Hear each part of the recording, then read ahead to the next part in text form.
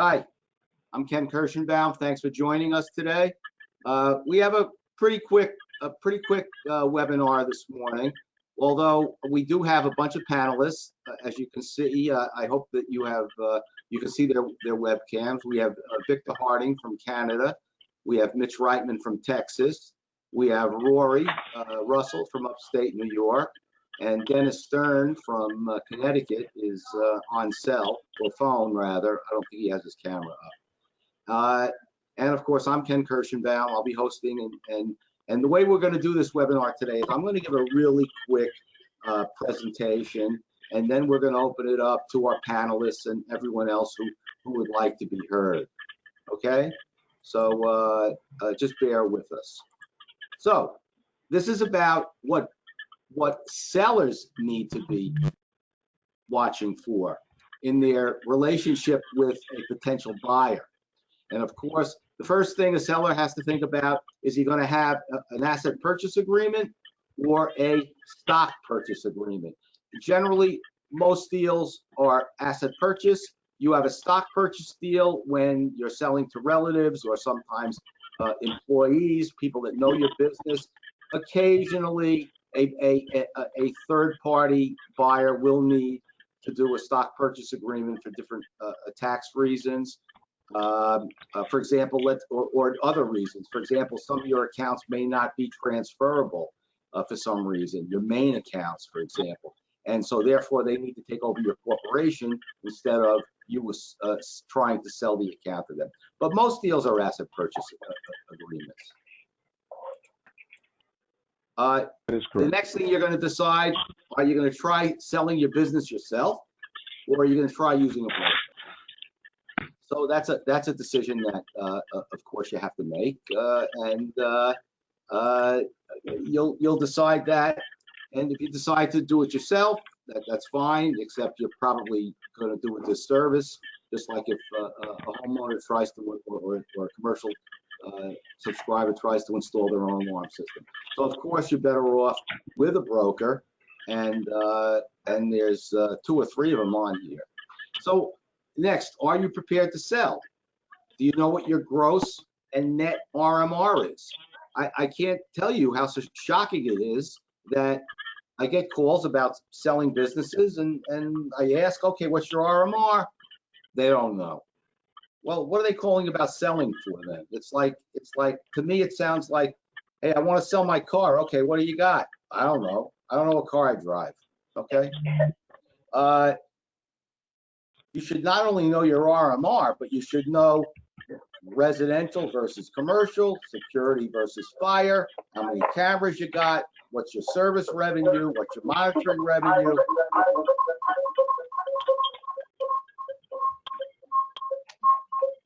Okay, next thing you need to know, are you looking for cash, or are you looking to, wait, are you guys hearing feedback here? Because I'm hearing it from Dennis. Yes. Yes. Dennis, I'm having a problem with keeping you on this phone. Okay. Maybe Dennis could mute his phone until we're ready to talk. Well, I just muted him. Are you looking for cash or willing to finance? So that's something that you may want to think about. Some deals, the seller's willing to take back the paper. Who is your likely potential buyer? Are you looking for some national operation to pick you up? Are you looking for one of your local competitors?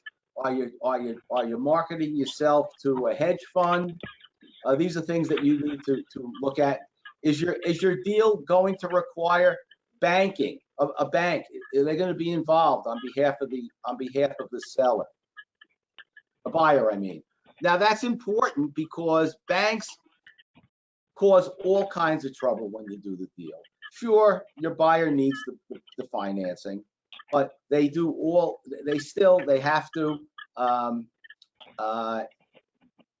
they cause a lot of trouble because deals are made negotiating between buyer and seller, and then the buyer rather, first has to turn to the bank and say, here, this is what I agreed to.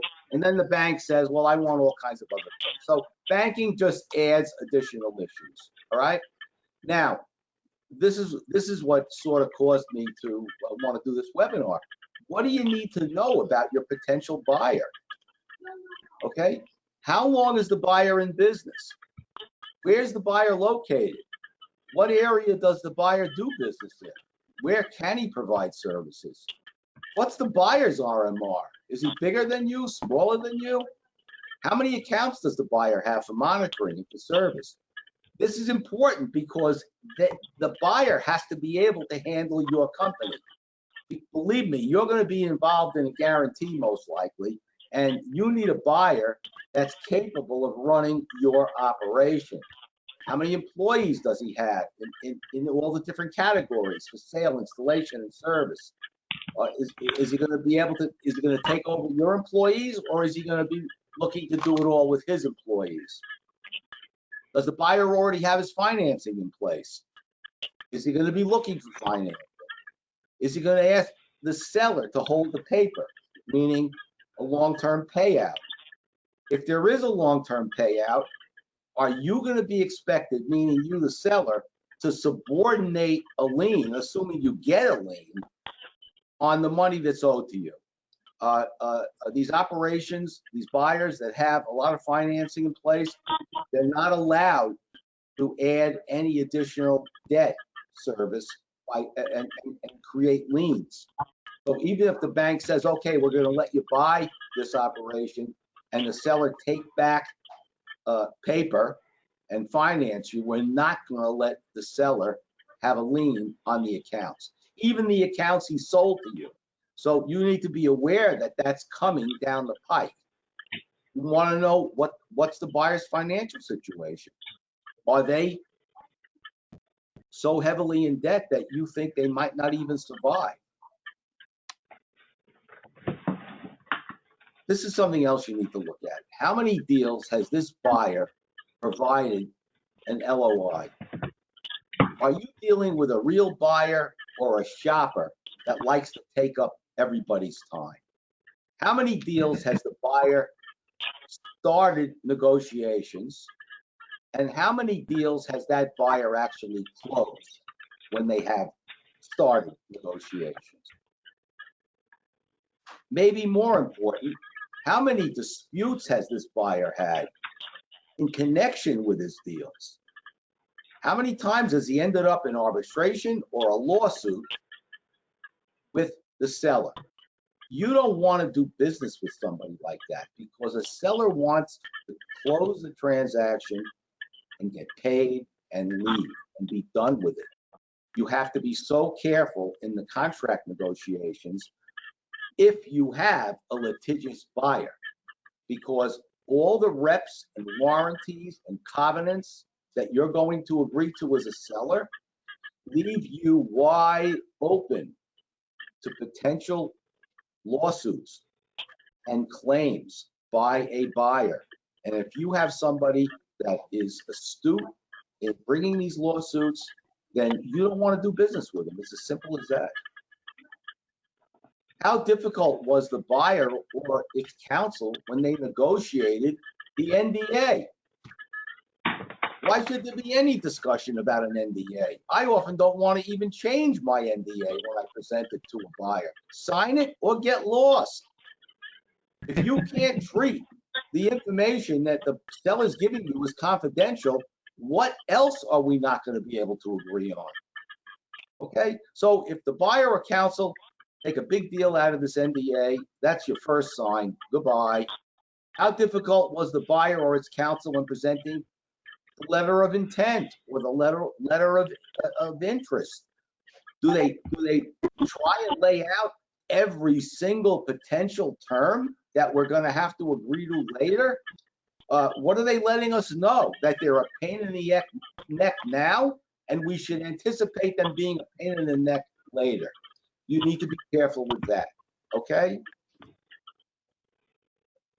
What are the signs of a difficult buyer? LOI terms that exclude too many of your accounts. You're trying to sell your accounts.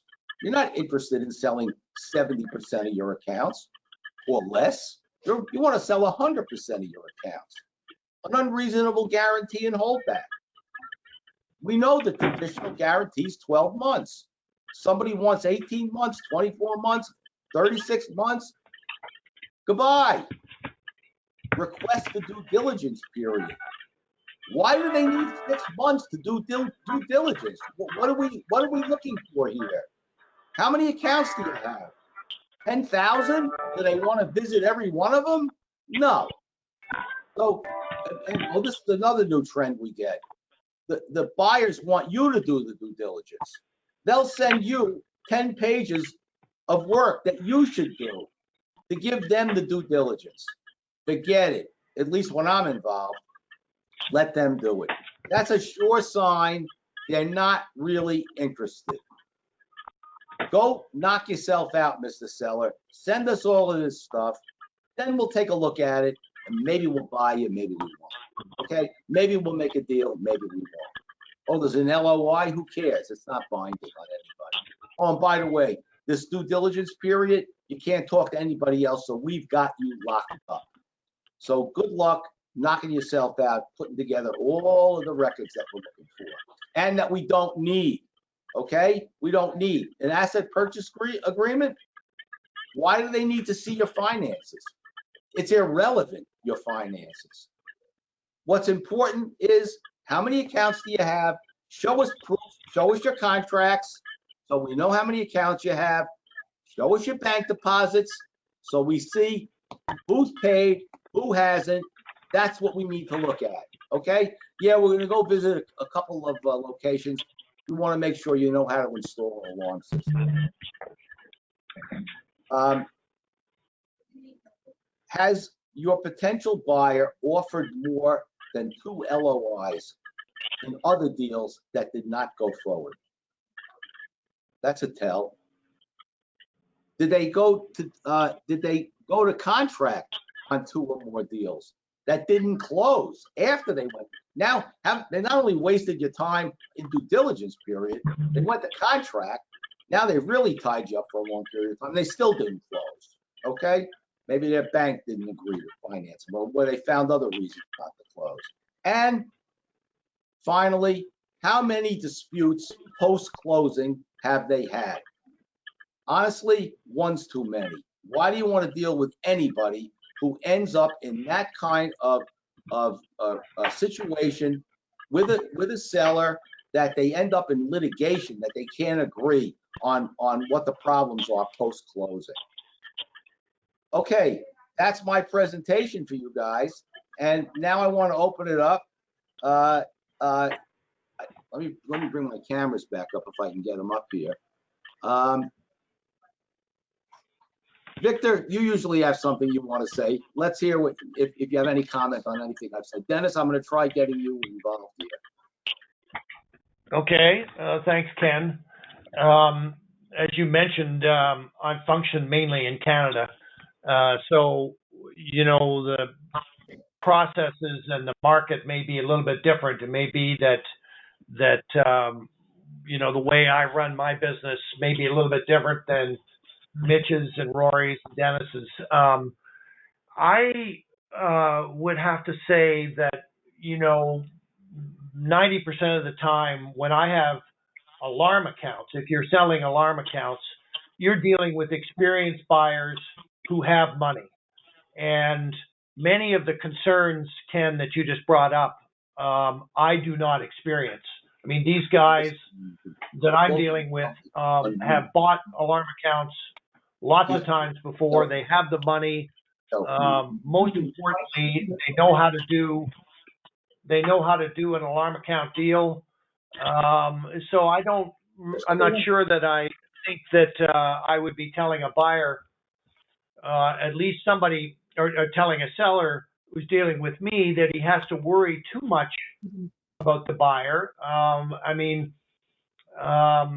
you always have to keep your wits about you, and you have to defend your client's interests and all that sort of stuff. But I personally have with my buyers, it's really just a question of, are they interested in that block accounts, and are they competitive in what they're offering, in terms of multiple and the rest of the term.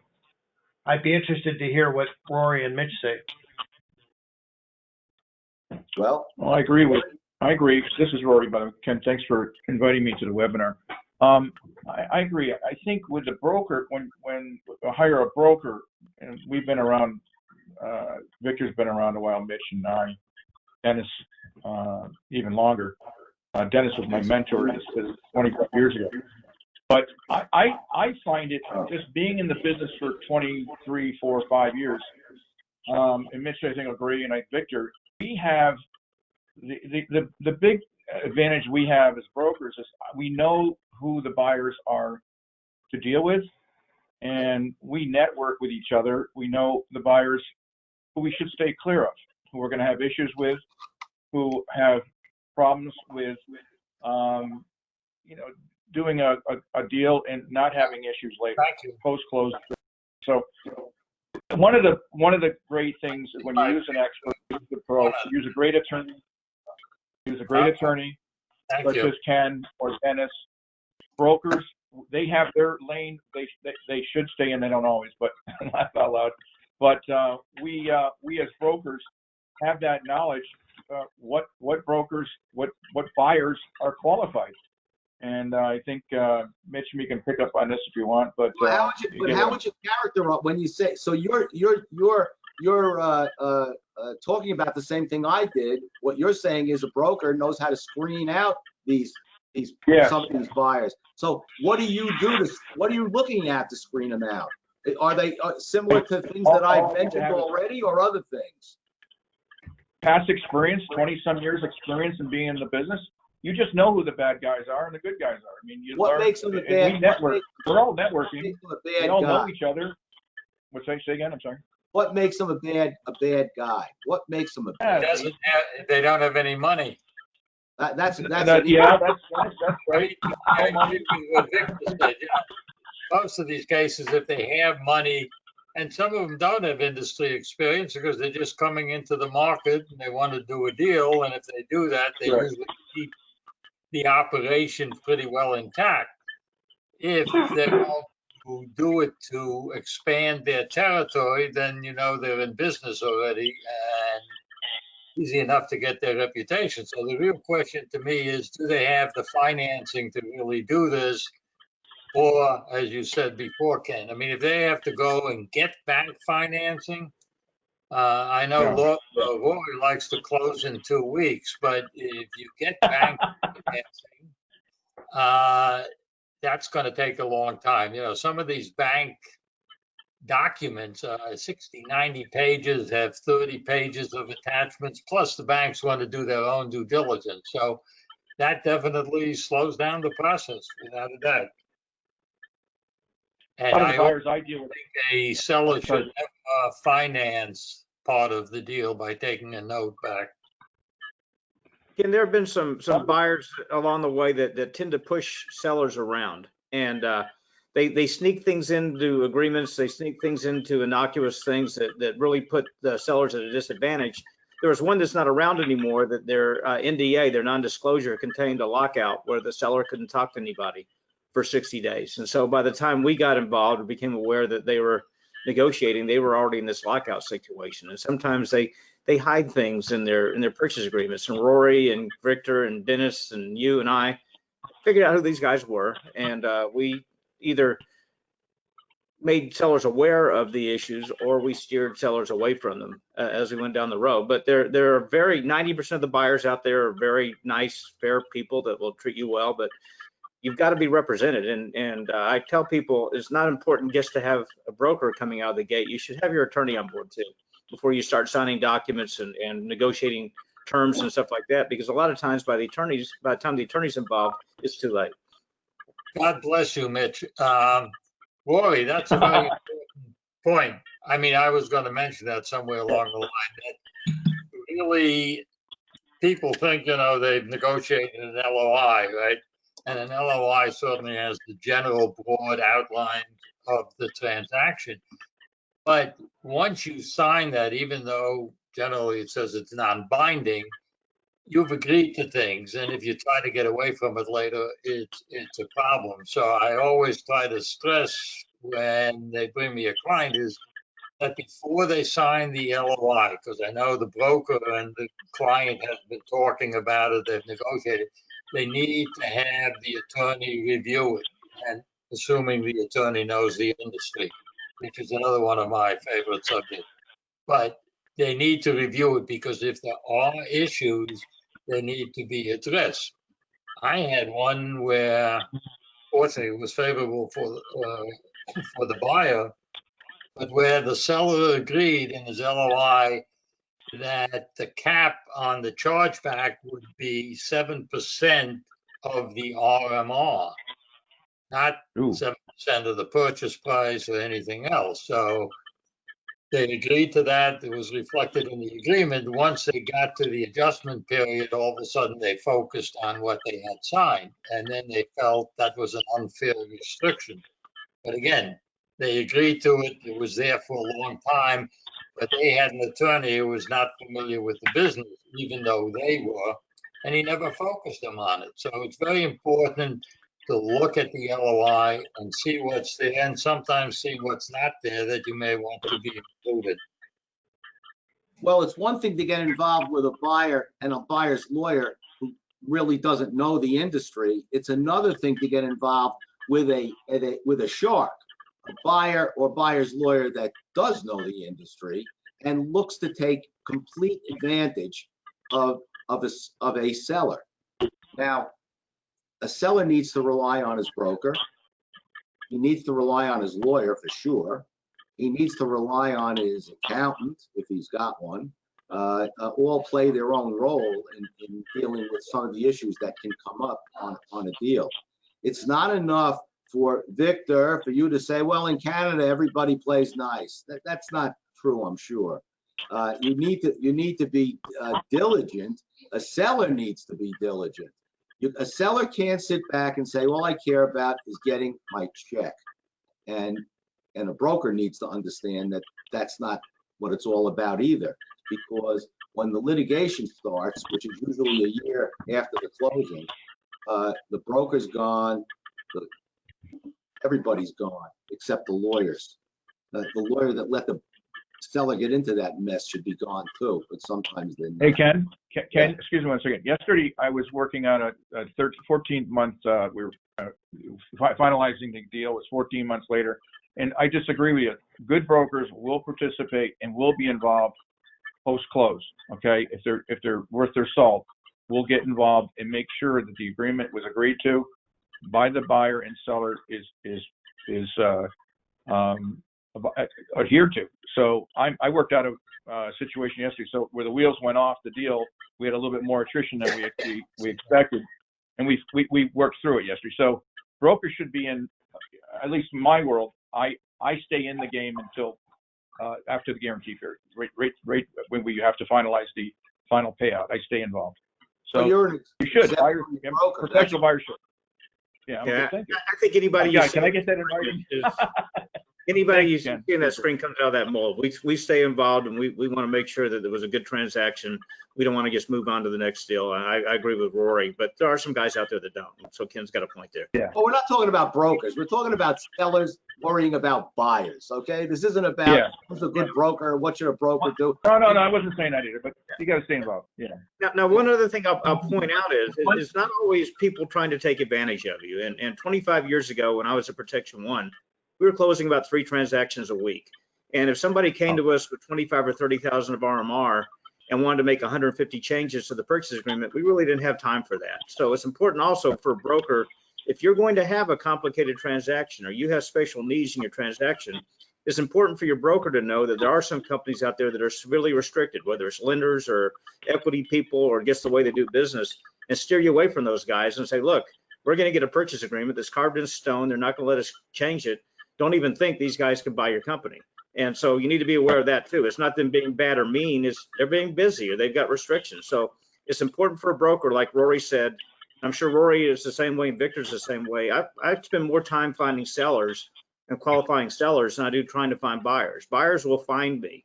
It's knowing the sellers and knowing the ins and outs, the intricacy of how a seller approaches a deal and how a seller structures a deal and what a seller can and can't do, that I think is the art of hiring somebody to help you. It's not getting the transaction done, it's getting the transaction done with the right party. Let me ask Rory, but I want to ask Rory this question. Rory, you're just coming off a 14-month deal. Should it take 14 months to start with an LOI and end up with a contract? Isn't that a long period? No, the deal closed. This is a deal closed, and we're finalizing the holdback. We're finalizing. Oh, so it's after the holdback. How long? Yeah. How long should it be before a seller looks at a buyer and says, "Wait a minute, haven't you wasted enough of my time?" When does he say to a buyer, either close or goodbye? That's what I'd like to know. Yeah, that's. Let me jump in. Let me jump in on that, Ken. Let me jump in on that.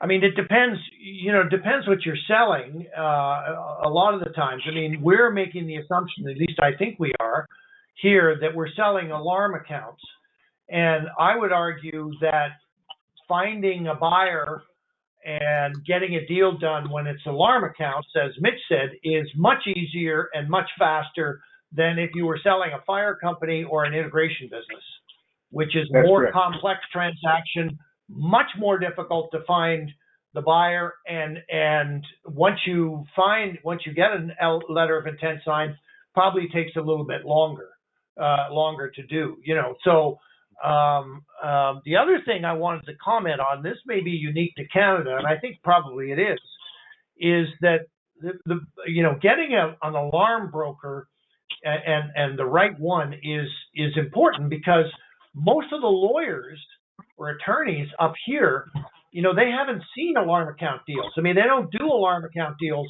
every day of the week. So the broker, if I'm working for a seller and he's got his lawyer, I mean, yeah, there's some reps and warranties issues that the attorney or the lawyer is very important on, but often that attorney or lawyer is relying on me to tell the seller and him or her that the terms are reasonable, that they make sense. In other words, what I'm saying is the broker is enormously important. Ken, you work with these kinds of deals all the time, but you're an exception. I mean, there would be lots of attorneys in the States that don't see alarm account deals. Right. Well, what Victor was saying, which is, I said earlier, is one of my mantras. You don't hire an attorney who has no M&A experience, so he doesn't even understand the reps and warranties, and certainly not one who doesn't have alarm experience. So you don't hire your golfing buddy or family attorney who's been there forever, because things like the definition of recurring monthly revenue, usually runs about 3/4 of a page. Well, one of the attorneys, like Ken or myself and a few others in the business, can look at that and can tell you in about 30 seconds whether, it's kind of standard and maybe you tweak it a little. An attorney who has no clue what RMR is, you now have to educate him, and the seller is going to pay for the education. And he's not going to know all of the caveats and all of the safety items you can put in for a seller, like in terms of chargebacks and so forth. So it's critical to have the broker, but I think, pardon me, Rory, it's more critical to have an attorney who knows the industry and is involved. On Ken, your earlier point, I've always maintained the deal is a process. Some of them get done like Rory wants in 10 minutes. Others take a long time. I had one in Colorado, which we talked about last time, which went for 12 months because he was buying a company. He needed bank financing. The transaction with the seller was relatively quick. The bank got involved, looked at the contract, and it was mentioned earlier, all of a sudden they decided they wanted to have terms and conditions in the buy-sell agreement, so that had to get opened up. They had a 90-page document with all kinds of requirements and restrictions. That's the bank. It took roughly 12 months. One of the warning signs that I mentioned. everybody knew it was going to get done because it's a process. Sometimes the process is short, sometimes it's long. I don't think it goes to the quality of the transaction. It's just the question of how long it takes to get issues resolved. And sometimes there are a lot of issues. Let me tell you some issues that a pain in the ass buyer wants.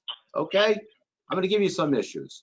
How about a buyer that wants all kinds of financial representations in an asset purchase agreement? Do any of you see anything wrong with a seller agreeing to these reps and warranties about the seller's finances pre-closing? Sure. Anybody see any reason why we shouldn't be giving that as a seller? Sure. Okay, Ken, I see those all the time, and I Let me- see the language. Let's hear from Mitch first. I see these all the time, and being an accountant, I know the language, and I see things like in conformity with GAAP. Well, in this industry, probably 99.9% of the companies, their financial statements aren't in conformity with GAAP. There's certain basic representations that you should make, and the buyer should be asking for, but not that you've got auditable financial statements. For example, we're working on a transaction right now that we're doing the due diligence for it. We're not brokering it. We're representing the buyer. They haven't paid over their sales tax in about 4.5 years. And one, that's a legal issue, but two, that means that the company has been using money that they took from their customers that were supposed to be paying to the state for other reasons. What could it be inside this company that's so bad and so out of kilter that they're not able to manage their company? So some minimal representations are okay, especially if you're selling a systems integrator or, like Victor said, a fire company where it's not just a block of accounts. But when you start seeing things like financial statements in accordance with generally accepted accounting principles, or to the best of our knowledge, all entries have been done properly, these companies, we built a whole practice with 350 clients on the fact that none of you set out to be bookkeepers. You don't have financial statements that are the same quality as IBM or General Motors. But a little bit is okay. Too much is way too much, and it's up to your attorney and even up to the broker to some extent to say, hey, look, we're not going to make those representations, and we're not going to do it. Now, Mitch is right. There's no reason to have heavy duty because first of all, most of the companies don't have GAAP financials anyway to begin with. Second of all, you got to remember what you're doing. You're buying assets. You're not buying a company. So anything other than some nominal basic representations, especially on the tax. Now, tax you're entitled to because as a buyer, you can have some liability there, successor liability, and especially on sales taxes. And there's some states which will tell you that if you don't file and get clearance, you are on the hook for any outstanding sales taxes. So clearly the tax issue and one or two other minor things, but other than that, you're buying assets. You have no reason to or should have any ability to go into these lengthy financial reps. And if they're there, it's up to the attorney to kick them out. You have to kick them out, or you have to try to, because all these representations and warranties survive the closing, and you'll find that some buyers will spend more time examining these representations and warranties after the closing instead of before the closing, because especially if the seller is carrying the paper, or if the holdback is a lot more than they need for just the attrition guarantee. So which is a webinar we're going to do next week, not this holdback and attrition guarantee. Some of you guys are on that webinar too. Ken, you obviously deal with some nasty people. I don't know. Because we have a litigation department. Because we do litigation. I've done hundreds of transactions, and fortunately, I've never endorsed all these guys that you have. First of all, even on reps and warranties, they should be limited. So even if you give them, there need to be time limits and amount limits and all kinds of restrictions put in by the seller's attorney. It shouldn't be an open-ended thing. And I will tell you what I told you last time. In over 500 deals, never had anybody come back on those reps and warranties, no lawsuits, which I know is not good to hear for a litigator, but I haven't seen it. So I will admit publicly, Dennis, I've never had to mop up one of your deals. I agree. Let me Let me inject. Okay. Let me inject one thing here. Since the COVID shutdown, I've been sort of tuning into various webinars about, how the shutdown has affected valuations, how it's affected deals. I mean, the one thing that I think is the case, but I'd like to hear from the other brokers on the call is I think we're fortunate with alarm account deals that they're still going on and that there isn't, huge issues around valuation and getting the deals done. I mean, I'm not saying that the deals are all happening, just like they were before, but if you go into, for example, trying to sell a fire company right now or an integration company, both of which probably will have had 3 months of dramatically reduced revenue, you've got a big valuation question right away. I mean, to say nothing about the fact that it's harder to find a buyer. So I think let's look on the the positive side. In fact, what I'm about to sort of send a newsletter out to people in Canada is to say that alarm account deals have been, for the most part, we can still do deals. I mean, it's not as tricky. I'm seeing the valuations come back, and I'm seeing any issues about attrition are present now and done.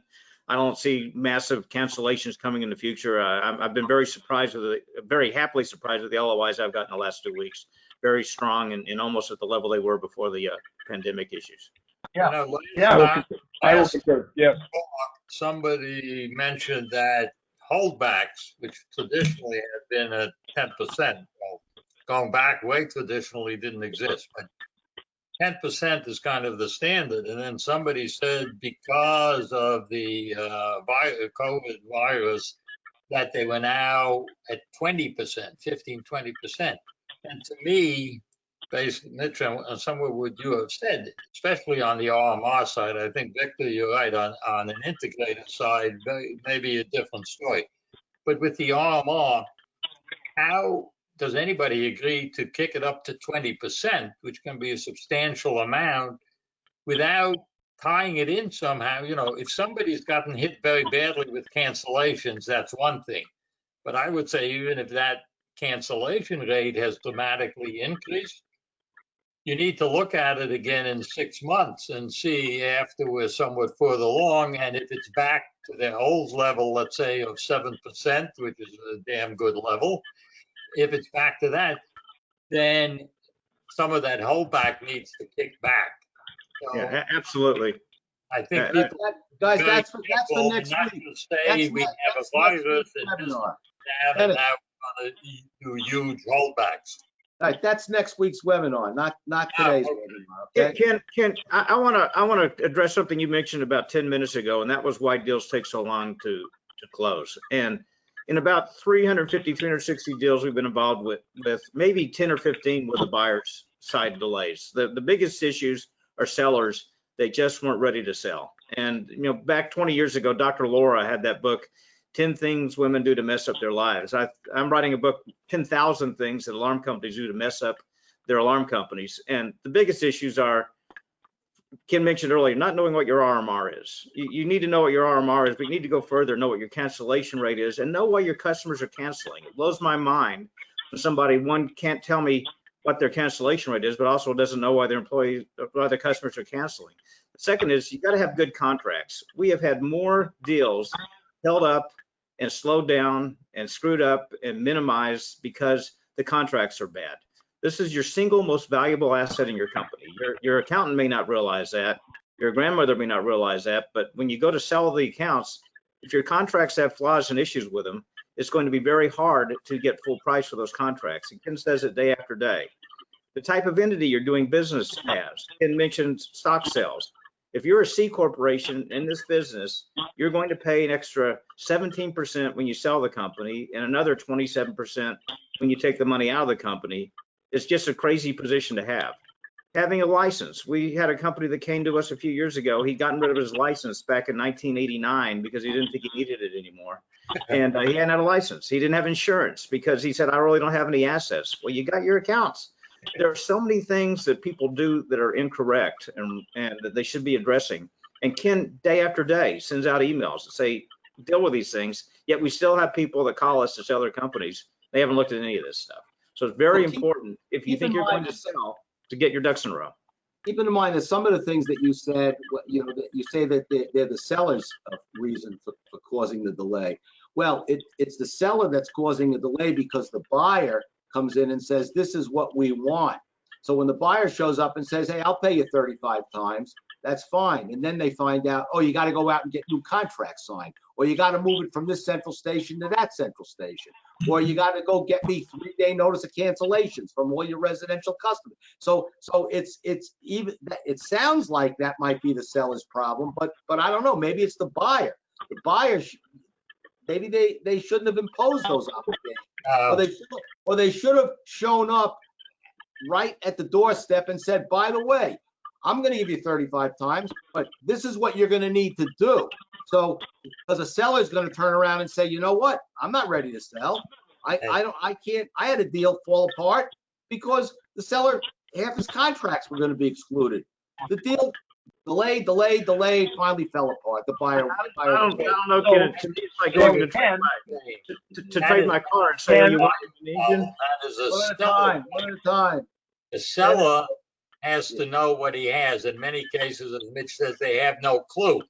So they have some contracts that are good, and there's some contracts that have been there for 5 years. They have no clue about them, and they have no idea about 3-day notification. But the attorney representing the seller, there are ways to get around that bullshit, but not if you don't have contacts or good contact. Why should I be paying you any multiple? And if you don't know that you have lousy contact, I'm concerned about what else you don't know in your operation. And as an aside to Mitch, I thought when he talked about all those clients who had bad contacts, we were going to put in a plug for Ken's contact. Because I'll tell you, one thing Well, is I was everybody does gonna ask, due diligence and they have Ken's contact, including banks. That takes care of the contact issue. We've never had a pushback when there are Kirschenbaum contracts. Let Victor talk for a minute. you guys stole my fire. I was going to ask all these brokers if they know anybody that's got a good contract. Victor, I think you're about to lose your I can't think of it. here. I'm going to ask one question, and then we got a couple of questions from the audience. I'll get into that. But my question is this: does anybody here have a problem with the seller having to do the due diligence? A buyer coming along and say, here's our checklist. We want you to do all of these things. Get us all of these records. Rory, I know you've seen a deal like that. Oh, yeah, we ran across it, yeah. Do you guys have any? I have a big problem with that. If a buyer comes along and wants to buy a business, let them do the due diligence. That's what I think. I think that is a telltale delay tactic by a buyer, that they're really not interested. I don't understand the question, because most buyers will have somebody like a Jim Lee's or somebody come in to do the due diligence. Obviously, no, I'm telling you. Okay, but I'm telling you, a buyer shows up. Here's our LOI. We'd like to buy your company. We're going to pay X dollar multiple, and we want a 6-month due diligence period. Okay, everybody signs off. They're done. I've never seen that. First of all, you get the LOI, and then they're going to send somebody in to do. Oh, wait. No. You get the LOI, and then the next thing you get from the buyer is a 20-page questionnaire and document production request. Right. And what Victor's doing, tinkle it up, throw it in the basket. Well, look, and we do due diligence, and we don't send out a 20-page questionnaire. When I'm representing a seller and I get 20 pages, we whittle it down. But there are some things that we want to see that only the buyer can produce. And we did a very large transaction. Mitch, I didn't know, Mitch. No, the question is a buyer demanding that the seller produce all of these documents and records so that the buyer can do his due diligence. They're just producing the records. And for example, we did a deal 2 years ago where $900,000 of RMR hadn't paid in over a year. We would have never known that if we hadn't kept asking the seller to produce records and produce information. That would have been a big issue. On a 40 times deal, $900,000 of RMR is a $40 million difference. That would have been an issue. If they're asking you for tax returns back to the Carter administration, that's probably a little overbearing. If they're asking you for other stuff, but customer lists, attrition reports, RMR roll forwards, if you can supply those to the buyer, you make their job easier. And we're also going back to the days, we don't go out on premise that much anymore to do due diligence. We pull through files and stuff like that. We're usually doing it over the internet or remotely. And so we ask the sellers to pull some stuff, get the contracts and scan them. That way we don't have to come and mess up your company, get in the way of your employees for 2 weeks. We can do it from our office, things like that. But you're right. I had a buyer ask thousands of copies of contracts, which I said, forget it. We're not doing it. Well, Ken, I don't understand. Ken, I don't get, the buyer is not necessarily going to be in the same city and I don't understand what your problem is with it. I mean, he's going to have a list of questions and they're going to present them to the seller.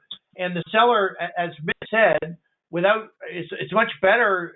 The seller is going to pull the information for the buyer. I'm not quite sure I get what you're on about. I'm okay with the seller producing some records, just not all of the due diligence. If the list is extensive, you don't provide it. Like Mitch said, if they want tax returns for 20 years, the answer is no. I have never run sometimes they ask for things they shouldn't, and you just don't give it to them, and you motor on. You deal with it. But there are issues which show up through due diligence, which require some attention, some operational stuff. Now, there is one company out there who looks at every contract. And so if you have a couple of thousand contracts, it takes a while. And they come back with all kinds of nits. You know, if there's a difference in the address between the billing address and the original address on the contract, you got to go back and justify. It got to the point where because they did that, they also wanted to interview all the employees before closing. They also decided they were going to install some of their own computer equipment to start taking over the information on the customer accounts all before closing. It got to the point and had a list of, I think, 35 exhibits they needed, which got to the point that deal fell apart after a while. There you go. Thank you. Okay. But that's the only one. All right, hold it. That's the only deal you lost? That's pretty good, Dennis, in 150 years of practicing law. Listen, wait. Dennis, stop. We have questions. From our audience, and I'll read them out, and we'll see which one of you guys wants to answer it. I think the first one's for me. Do K and I did not plant this. Do K&K agreements have a transfer clause that allows you to sell off the paperwork only?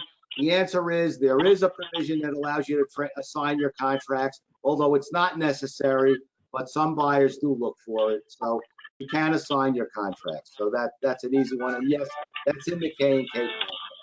All right, here's a question. What if your account, someone has some feedback and playing some music. Who's that? Victor, stop playing the music. Sorry. What if your account base has 30% or so of in the cloud RMR, access control accounts? How are they valued? Rory or, well, that's not for the event. They're valued if it's in the monitoring agreement. If it's in the monitoring, if it's in the contract, your contracts, Ken, if it's in there, the cloud monitoring is in the agreement. Okay. I can get valuation for that. Yes, as long as it's in the monitoring agreement.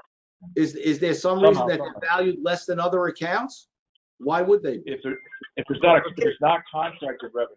It's got to be in some form of contract. It's got to be Yeah, in your contract, Okay, handwritten or whatever. It's in there, like the evaluation board. Yes.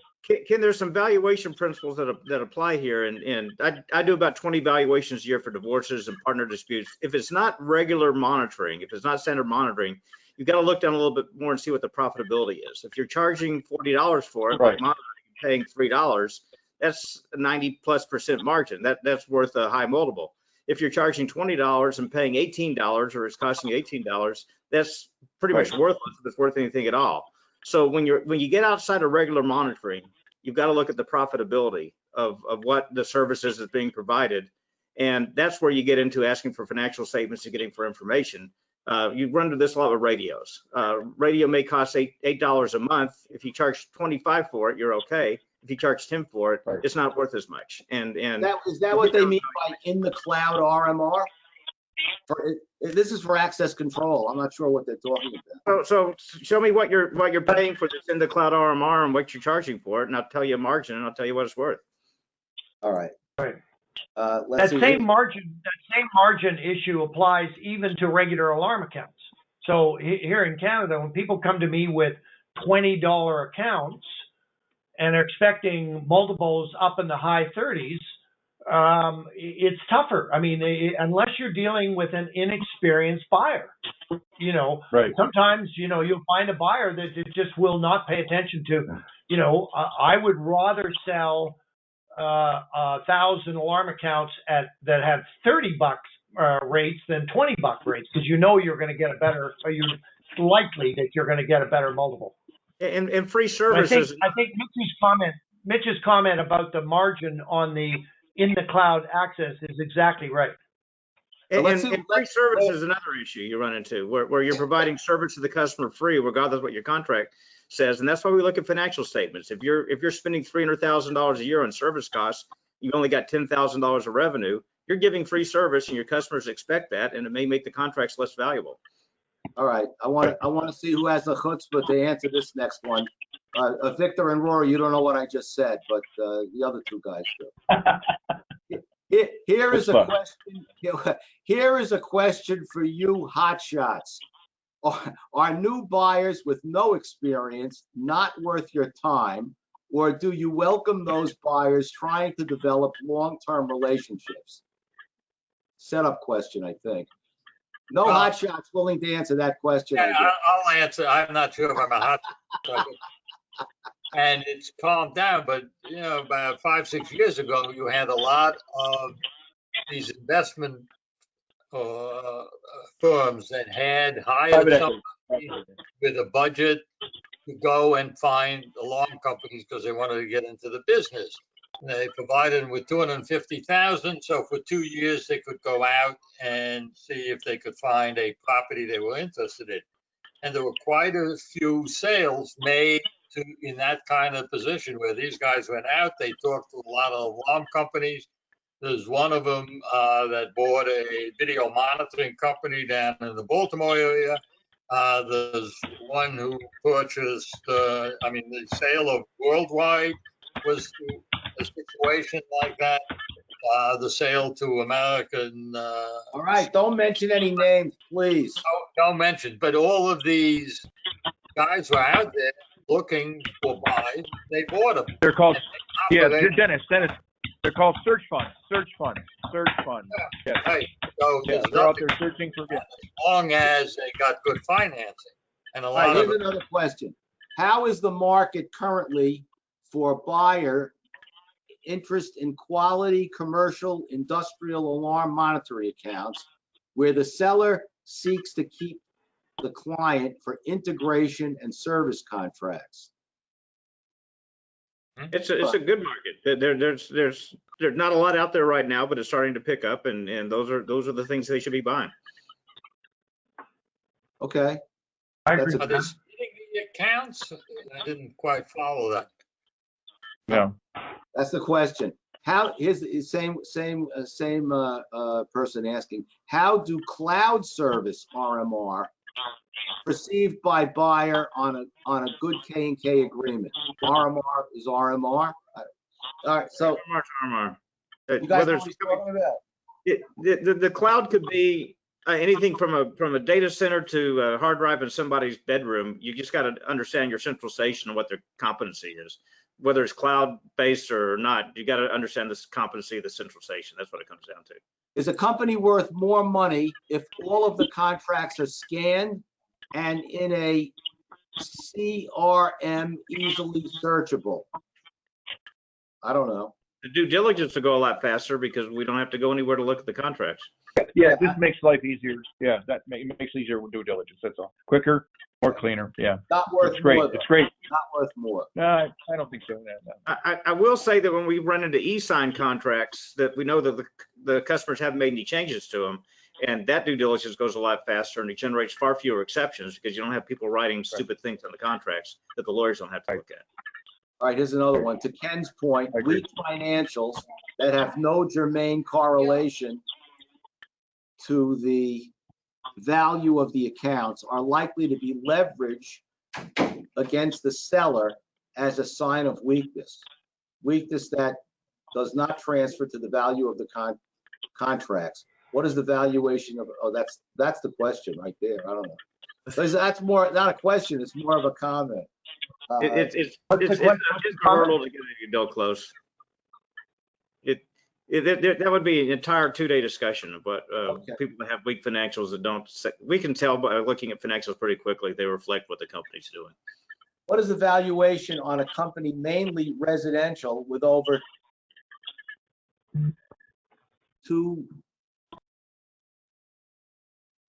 says 20, I can't read, 26,000 monthly with 63,000 contracted accounts? What? That does sound right. That does sound right. No, it's not. Yeah. That would be about 30 cents a month per account. Yeah, no, it's well, it's got 2,6. It looks like 26,000 a month, but maybe it's 260,000 a month.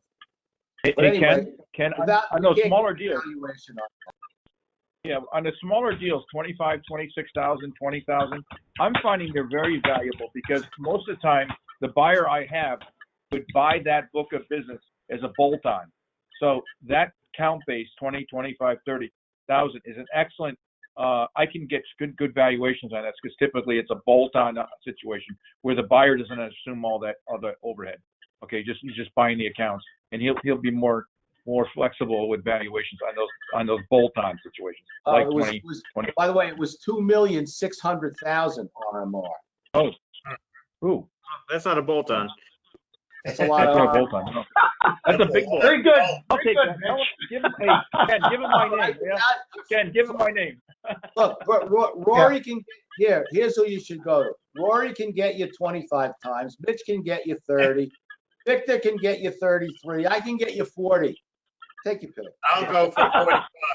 Ken, one thing that people should understand is you can't do evaluation in 30 seconds on a webinar. When I do evaluation for divorce or a legal issue, it takes a week, and the report runs 36 pages long. You want a general idea, we'll give you a general idea, but if you want to value your company, accounting background coming to haunt you, that's there's a lot to it. There's a lot to it. Yeah. All right, here's another one. We have one more. This is it. That is a deep pocket client. How many strong local companies make their first buy? What I can't. This is by someone who's not coherent all the time. I won't mention his name, but he does participate all the time. I'm not sure. I can't even read this question. Who is that? I'm not going to tell you who it is. He's laughing though. Go ahead, Ken. Oh wait, he wants to talk. Oh, here we go. Wait a minute. I'm going to do it. We're at the tail end. Let's hear him. But I'm going to let him come on. 1 second. I'm going to get there. Okay. 1 second. Let's all welcome Bart Didden. Good morning. All right, look, you guys all shoot a great game, you know. 2 attorneys and two consultants walk into a bar and tell a tax attorney his business. Hey, there's a lot of guys on this webinar, I'm sure, that have never made deals or, have tried to make, deals on their own. Are you guys all open to taking on small guys that don't understand half or three-quarters of what you talked about today, and nurturing them along as long-term clients that you'll stick with them in the second, third, and fourth acquisition? Are you guys a source for guys looking to expand in this industry, or you guys just want to talk about big deals with What makes you 2.6 think million in RMR? I didn't hear that. I didn't hear us talk like that. We're all open to Say that. small deals, especially me. 25, baby. 25. I mean, I gotta teach you guys how to make sales. You need to put your expertise out there. You gotta advertise saying, we're willing to work small deals and help small guys become larger guys that will be our customers for a long time. Now, are they Bart, willing to pay Bart, I for? would say 30% of my transactions have been people new to the industry. And one of my transactions 15 years ago, Dennis worked on it, was a guy that had never done a transaction before, $4 million transaction. He listened to me and he listened to Dennis, and it went very, very well. It was a very tough seller to deal with, but a very good buyer. Sure, if somebody says the right things and has the right attitude, it's great. If they don't want to listen to us and they want to tell us how to do it, it probably isn't going to work. But of course, we all will listen to people that want to buy for strategic purposes or do small roll-ups, or as Rory says, a bolt-on. Of course. But the other day I had a request for a truly small roll-up, I don't even know it was 15,000 of RMR. We got to talking about it, and I told him, very easy, because he was buying it from an estate. If you don't need a contract, we can do it on a bill of sale, just so you have title. But you got to look at a few things, and if the other side wants a contract, I have a nice short 9-pager. I said, but with all of that, he didn't want to pay any money. So I said, okay, look, 2,000 for the transaction, max 2,500 if they want another agreement. And I didn't even check that with my senior partner. But the fact is that a lot of these small deals, people do not want to pay legal fees.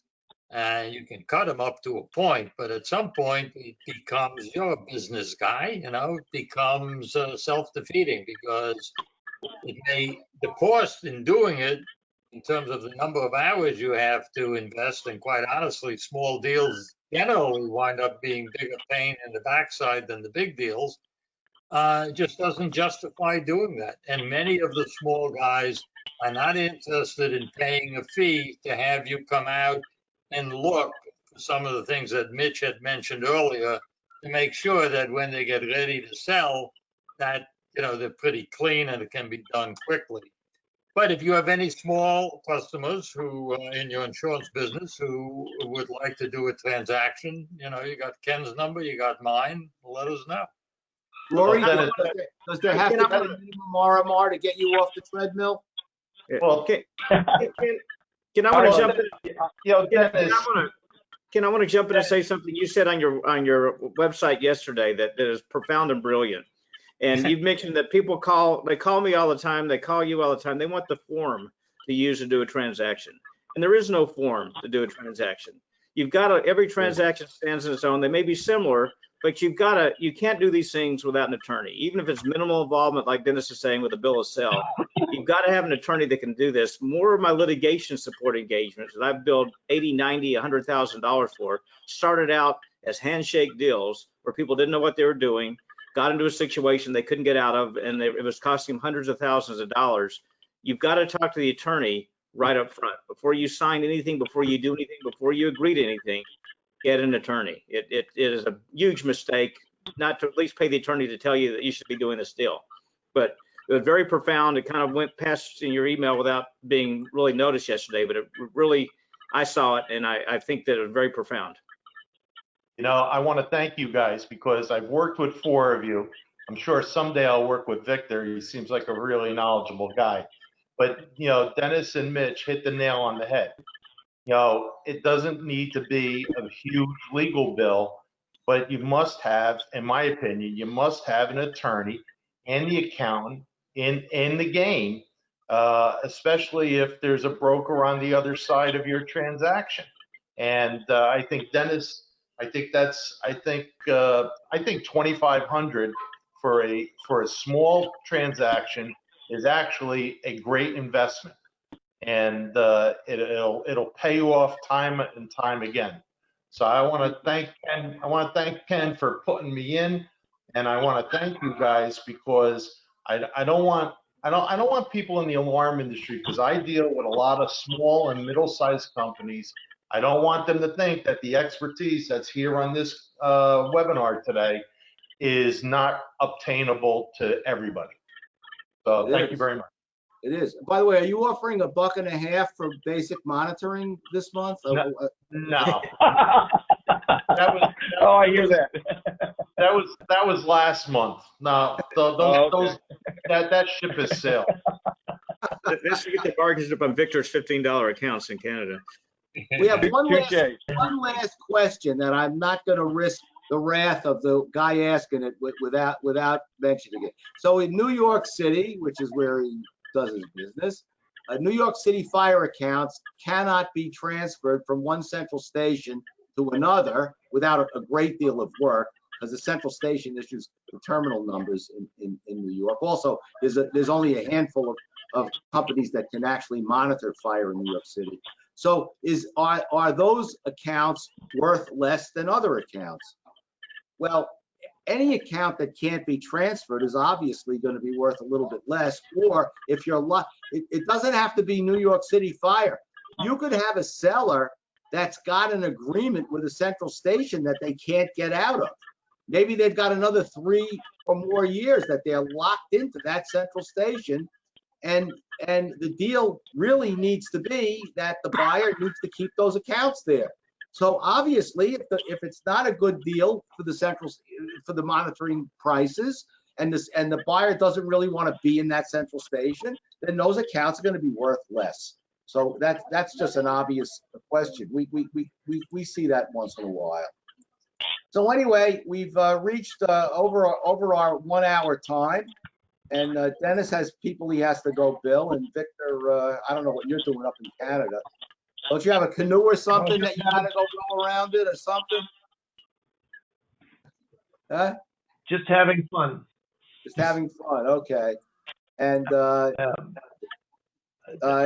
Mitch, take that seriously. Don't take that seriously, Ken. It's not this COVID shutdown. You guys are more opened up in the States than we are here in Canada, so it's getting to be a pain in the neck. Yeah. Well, I see Rory's got his mask. Yeah, put your mask on, Rory. I forgot my mask, guys. We gotta watch Oh, this you look so much better. Oh, whoops, there you are. All right, Dennis. I know I got my mask on. Dennis is going to go take a nap now, so that's going to be the end of that. Dennis, you better be ready on the next webinar.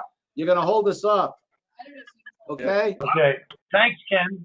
I want to thank you, everybody for participating, and hope to see you soon. I think some of you guys are on next week, or actually Wednesday. Wednesday, we have a webinar on thermal imaging. I don't think you guys are on that one because That sounds like a No. hot topic. I don't know why I'm on that one, to be honest with you, but we're doing it. But next week we have the guarantee and the holdback. And that is where, Dennis, you started to talk about that. And yes, Rory? I'd like to be in that too, on that one too. I think Yeah, you're right. yes, Rory, definitely. too. I think I put your name in. How do you think I attract so many people to come to these things? I got to use your name. You're so popular. Good. Thanks, guys.